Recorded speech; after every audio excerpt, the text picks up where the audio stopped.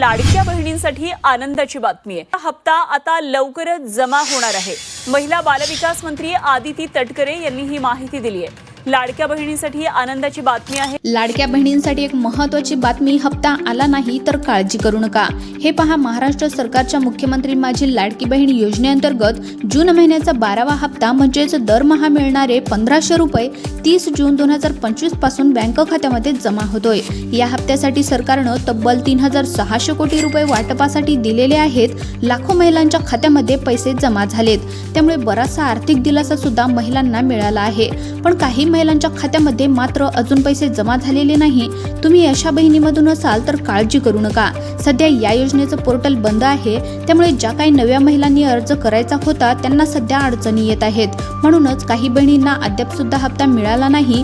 काहींना जुलै महिन्याच्या पहिल्या आठवड्यामध्ये पैसे मिळाले आहेत, पण सर्वांनाच मिळाले नाहीत। त्यामुळे प्रशासनाकडून जून आणि जुलैचे मिळून एकत्र 3000 रुपये जमा होण्याची शक्यता आहे। म्हणजेच बहिणींनो, अजून हप्ता नाही आला म्हणून गोंधळून जायचं काही कारण नाही। थोडं थांबा। जुलै 2024 ते मे 2025 पर्यंत एकूण 11 हप्ते म्हणजेच 16500 रुपये मिळाले आहेत, अशी माहिती समोर आली आहे। पण लक्षात ठेवा, विधानसभा निवडणुकीच्या नंतर सरकारकडून नवीन निकषाच्या नुसार अर्जांची तपासणी सुरू होणार आहे। ज्यांच्या अर्जामध्ये काही त्रुटी आहेत किंवा पात्रता पूर्ण होत नाही त्यांची नावे यादीतून वगळली जात आहे।